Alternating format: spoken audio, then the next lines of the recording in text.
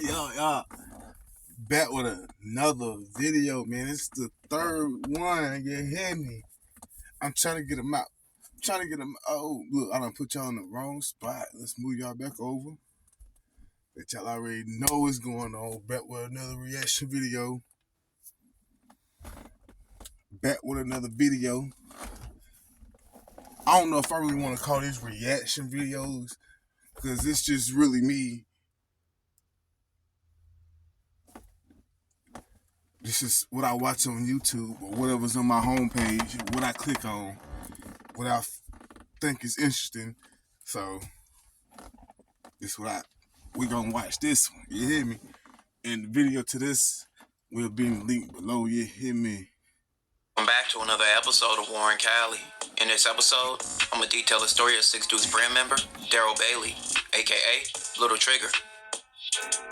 By the late 70s, wars between Crip and Blood gangs, and even Crip on Crip, would turn Los Angeles into a bloodbath going into the 80s and 90s, making Los Angeles murder rate skyrocket. South Central has several Blood and Crip gangs from various different sections, with South Central easily having over 100 different gangs, so South Central wasn't an easy place to grow up. Many of the youth growing up in Los Angeles would take the route of becoming drug dealers and even gangbangers, leading to kids embarking on a life that led to death and some doing time in jail. And that leads us to Daryl's story. Daryl was born around 1973 and grew up in South Central. He would later become affiliated with a blood set known as the Harvard Park 6 Deuce Brims. The 6 Deuce Brims would become one of the most known blood sets in Los Angeles, known for their reputation in the streets, especially with them being surrounded by several powerful enemy gangs, like the Rolling 60 Crips, the A-Tray Gangster Crips, and the Hoovers, among others. The Brims are in alliance with other Bloods, especially ones in the Brim Alliance, like the Fruitown and the Van Ness Gangster Brims. The Brims have been known for making headlines, having several members putting in work and going on epic shooting sprees, like some Brim members I covered before, like Ace Capone. Ace Capone shot at a crowd of Hoovers at a party, leaving some dead after they robbed him. Also, a man named Little... These videos I'm making, bro, like, this is what I watch on a normal basis, you know what I'm saying? Like, when I'm bored or when I'm just chilling, just want to watch something on YouTube, this is what I hit, and this is what I'm showing y'all. This is what I do on a daily basis. I'm off. I gotta go to work tomorrow, so that's why I'm really putting these videos out right now. But yeah, I'm gonna get some more. I'm gonna start doing more vlogs too, so stay tuned. Sonny. Little Sonny killed several Rolling 60 Crips after his brother was murdered. But these men are both serving life sentences for the murders they committed. And Daryl, a.k.a. Little Trigger, will follow in their footsteps, and he will live up to his name. On August 31st, 1988, Daryl was trying to build his name up in the set and trying to get more recognition from his gang.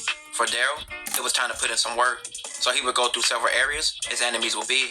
Daryl shot randomly through enemy gang territories, wounded 3 people. One of those 3 people was a young man named Jerry Johnson. Jerry, who was 14, was cleaning his brother's car when Daryl pulled up and shot him. He was critically injured, but ended up surviving. After the shooting, Daryl faced 6 counts of attempted murder. However, during his trial, he walked out of the courtroom, making him a wanted man. He was also the prime suspect in a conspiracy to kill a witness. Daryl fled LA and went far away to St. Louis. He had several family members there. And by this time, LA gang culture spread across the country. St. Louis became full of Crips and Blood gangs brought down by LA gang members. It was even a Brim set in St. Louis. Daryl was even related to feature rapper Chingy, which Chingy would talk about his family ties on Vlad TV. Just to give you an insight on, as far as what I seen growing up in the streets and how that St. Louis wave of drugs and gangs started. Well, my family, being the Bailey family and the Crawford family, were contributors to that. Like my people, aunties, uncles, daddy, cousins, used to go to LA to handle business, but they would bring back the drugs and some of the gangbangers and post them up in different hoods, and they do what they do. Now, this is, of course, I'm speaking like in 86, 85, 87, so I'm around this. And My relatives were Bloods in the blood gang. Originated from Harvard Park, Six Deuce Brims in LA. And so they brought it to St. Louis. And I remember being around them when they had this apartment. And it'd be about 10, 15 Bloods in there, my older relatives now. It used to be Crips who would come over because they needed to talk to my auntie and my uncle business. So LA Crips be coming over, and I'm young, but I know pretty much what's going on. I pay attention, you know what I mean? And so they would almost get into it, the Bloods and the Crips. But because of my uncle and auntie, they didn't, because it's business. And so that wave started in St. Louis as far as that. That's how the gang banging, the drug and the gang banging stuff in St. Louis, that's how that started. So Daryl was already connected in St. Louis in various ways. But for Daryl, police was hot on his trail. And it made it worse. His story would appear on national broadcasted show, America Most Wanted, which detailed the history of criminals and some being on the run. A segment about Daryl came out on December 10th, 1989. And actor Tyrone Turner, most known for his role as Candy Menace to Society, will play Daryl. Like many boys growing up in tough South Central LA, Daryl Bailey joined a street gang. You know you got the blast tonight, blood. On August 31st, 1988, police say Bailey set out to make his mark, the easy way, with a gun.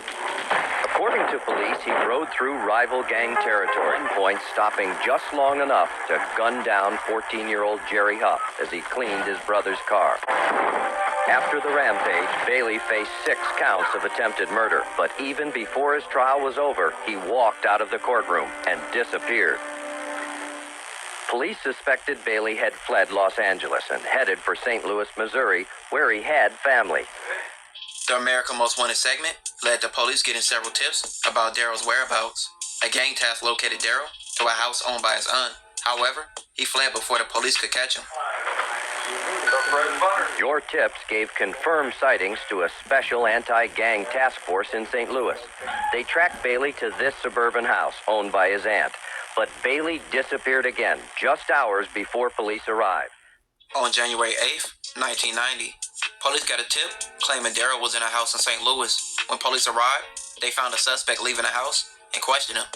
He would tell the police that Daryl was hiding in the house. Police would later find Daryl hiding in the attic.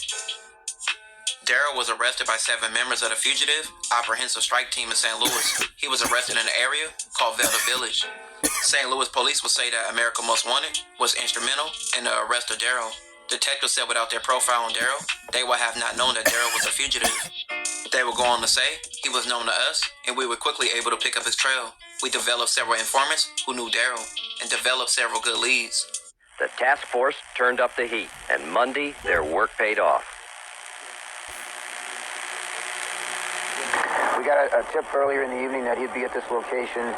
And when we arrived, we set up surveillance cars. A short time later, one of the subjects came out of the house. We stopped that subject, and he told us that he had left Daryl Bailey in the house in question.